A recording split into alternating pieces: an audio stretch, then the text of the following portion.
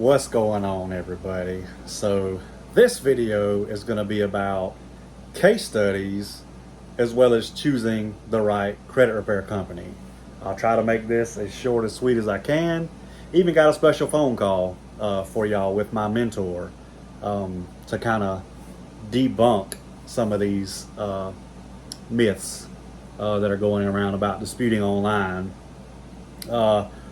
You can't debunk a lawyer. I'm sorry. You can try all you want to. You can talk to some woman that's been doing this for 2 years, but then say, I've not been doing it long enough, but it's okay because you talk to them. Yeah, I don't know. Sorry. Give me a second, y'all. When I think about this kid, I go into straight retard mode and my brain is just kind of like his. It's like all over the place. But companies do not do their own case studies. So all the results and stuff that I post on my channel, they're not case studies. They're David studies. I did them myself. Me. I'm David. Everything Credit LLC's owner is David. Yes, I live in Georgia. My business is registered in the state of Texas. Do you know how many people own businesses in other states for the same exact reason I do? Because it has to be from another state. And then the thing with the bureaus knowing that all the letters are coming from Georgia, well, 99% of credit repair companies use mailing companies. Some of those mailing companies are in Georgia. So guess what? They know it come from Georgia. Doesn't mean it come from credit repair. They're going to stall regardless. I've said this and I'll say it again.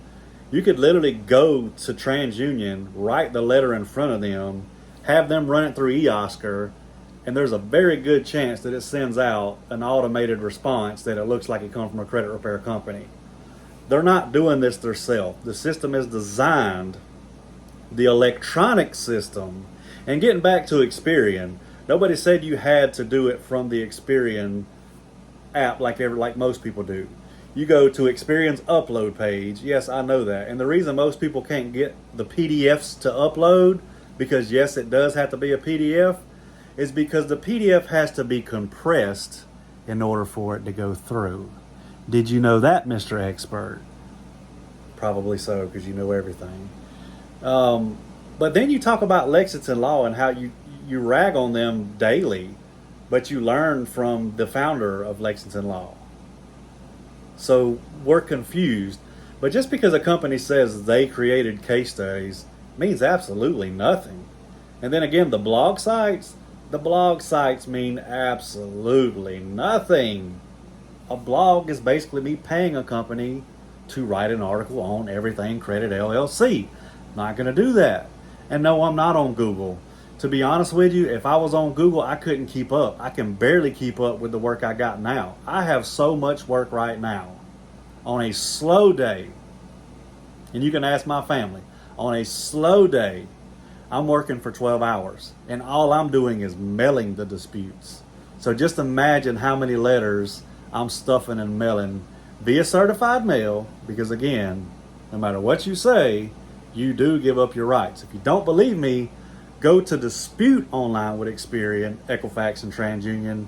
Read the fine print. It tells you all the rights you give up, including the right to sue them.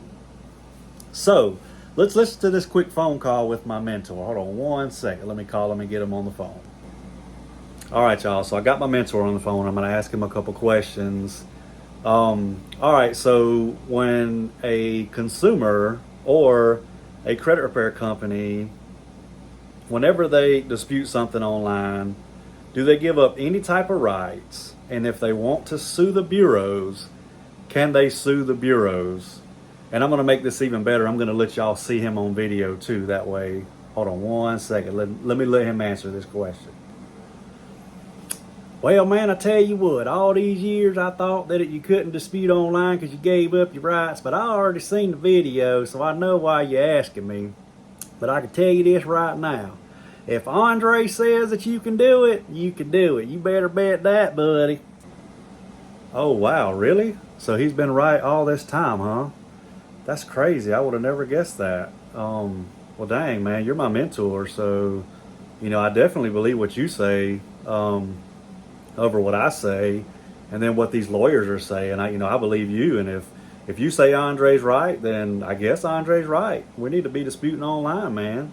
So do you really, really think that's what we need to be doing? Man, hell no. That dumb son of a bitch don't know what he's talking about. All he wants to do is talk about how we live in trailers and how we don't have millions of dollars like he don't. He don't know what he's talking about either. You know damn well you give up your rights when you dispute online, man. Don't ask me no stupid shit like that again. So there you go. Straight out of my mentor's mouth. Y'all got it. Sorry, y'all. I had to have fun with this video because he got on the phone with who knows who the hell he got on with. So I figured it'd be funny. Y'all can believe what you want to. I'm not here to convince you of anything. But he also bet his life on that, which is sad. So if he comes up missing or dies or whatever, God took care of him. That's all I can say. I don't wish that on him. I wish he would just stop scamming people. I think that's all everybody wants, honestly. And he would just give people his money back. But he said he had $200,000 in the bank that he would bet. I thought he was a millionaire. Why does he only have $200,000 in the bank? The math ain't mathing. Anyway, if y'all have any questions or concerns, leave them in the comments. Hope you have a great weekend.